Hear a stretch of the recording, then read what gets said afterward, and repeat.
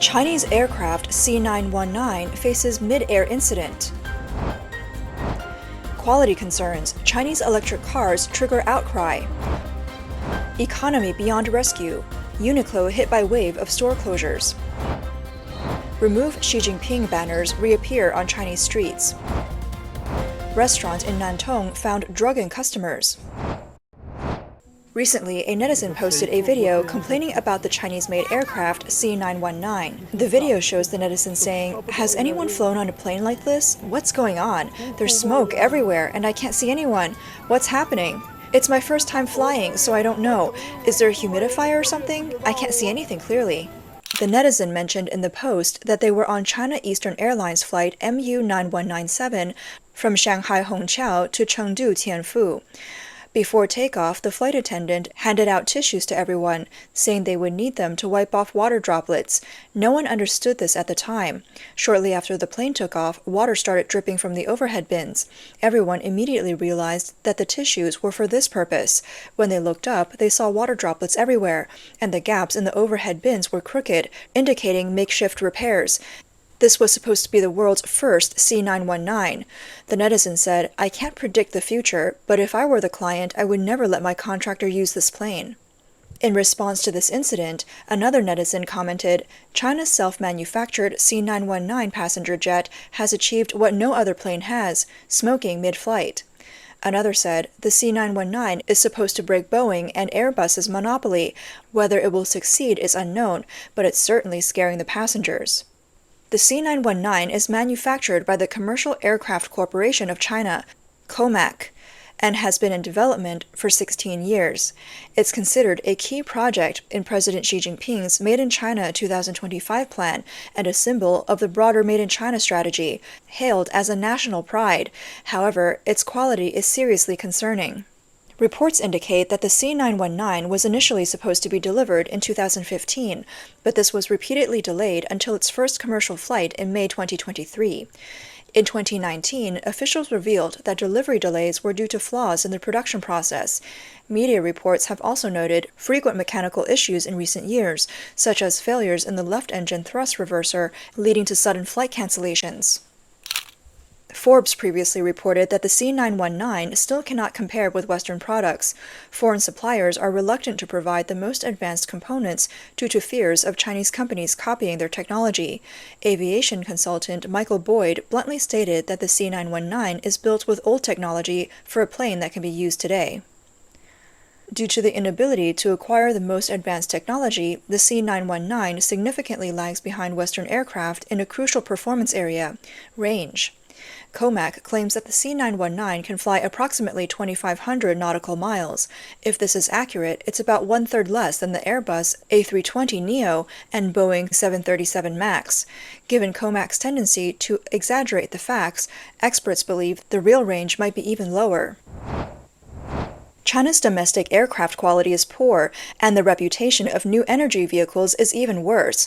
On July 30th, Zhou Hongyi, co-founder and chairman of the internet security company 360, experienced this firsthand when he got his finger pinched by a scissor door of a GAC Ion vehicle. The video shows Zhou Hongyi asking the staff if the car will pinch his hand. The staff assured him that it had an anti-pinch feature and encouraged him to try it. However, when Joe put his hand in, the scissor door failed to detect it and closed, causing him to scream in pain. The staff quickly apologized. GAC Ion is a new energy vehicle subsidiary of GAC Group, a Chinese automobile manufacturer based in Guangzhou. The scissor door design is modeled after luxury sports cars like Ferrari and McLaren. Netizens commented on the incident. "Now the whole internet knows it's not anti-pinch." Another said, "Why do new energy vehicles need such doors? It's seen as unique, but in reality it's blind imitation without considering practicality, increasing costs and safety risks for both consumers and manufacturers." Others warned, "No matter what type of door, if it's domestic, it's risky." Indeed, China's new energy vehicles have significant quality concerns, such as suspected brake system failures, spontaneous combustion, and electrical leakage. Industry insiders pointed out that China hasn't fully mastered basic gasoline vehicle technology, but has rapidly pushed the development of new energy vehicles, especially electric cars. They've done this through financial subsidies and administrative orders. This has led to many low-capacity, low-tech, and low-quality new energy vehicle companies. Most of these products are designed to secure subsidies, with actual performance far below expectations. As a result, domestic brands are generally seen as low to mid-range products. Trying to run before learning to walk is bound to result in failures. Western countries recognize this issue. Reports show that Chinese electric vehicles face a series of sanctions in Western markets. The U.S. has imposed a 100% tariff on Chinese electric vehicles, while the European Union has set temporary tariffs as high as 37.6% on imports from China. The Japanese clothing brand Uniqlo has maintained steady expansion in China, but due to the bleak economic situation, Chinese media have observed that Uniqlo has been quietly closing some of its stores in China over the past 4 months. In response, the parent company has quickly decided to shift its focus to expanding in the European and American markets. In April this year, a large Uniqlo store in Hedong District, Lingyi, Shandong Province, closed down, prompting netizens to lament, how can such a big place like Hedong not support a single Uniqlo store? In April, another Uniqlo store that had been operating for about 10 years in Jinan closed down. According to mall staff, this was the second store to close within a month. In March, a Uniqlo store that had been open for nearly 10 years in Huzhou announced its closure.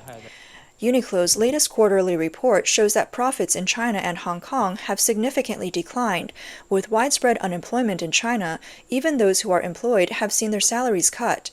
Youth unemployment is over 40%, leading to a general downgrade in consumption. The economic slowdown and uncertainty in the job market have hit retailers in the clothing and food industries, prompting companies to launch large-scale discount promotions. The CEO of Uniqlo Greater China, Pan Ning, also admitted that consumer habits have changed significantly after the pandemic. Consumers now seek better value for money, especially young consumers under financial pressure. He noted that young Chinese shoppers increasingly prefer locally made, affordable products. Pan noted that by the third quarter ending in May, Uniqlo's revenue in China had decreased, with profits significantly down and same-store sales performing poorly.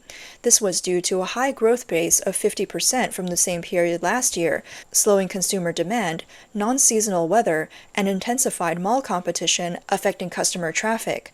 Additionally, about 150 stores failed to attract customers, lowering the overall monthly average. In contrast, sales in North America, Europe, and Japan have surged. Fast Retailing is the parent company of Uniqlo. It is dedicated to becoming a global apparel retailer and pushing overseas expansion outside of Japan and China. It reported strong performance in most markets in its third quarter financial report released in early July. The company raised its full-year operating profit forecast from 450 billion yen to 475 billion yen, about $3.08 billion, with third quarter operating profit at 145 billion yen, surpassing analyst expectations of 124 billion yen. The expansion into European and American markets has helped offset the significant decline in Chinese sales.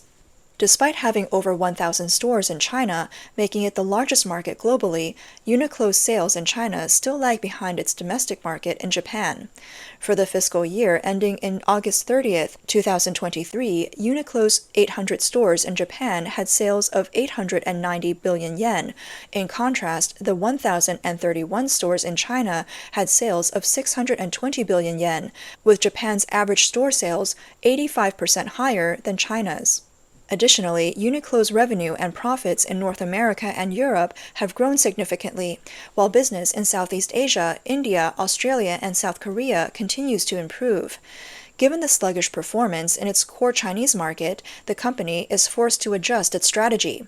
Fast Retailing's CFO, Takeshi Okazaki, indicated plans to close 50 unprofitable stores in China within the next 2 to 3 years and focus on opening new stores in high-traffic and prime locations. He told Nikkei that after August 2025, the number of Uniqlo stores in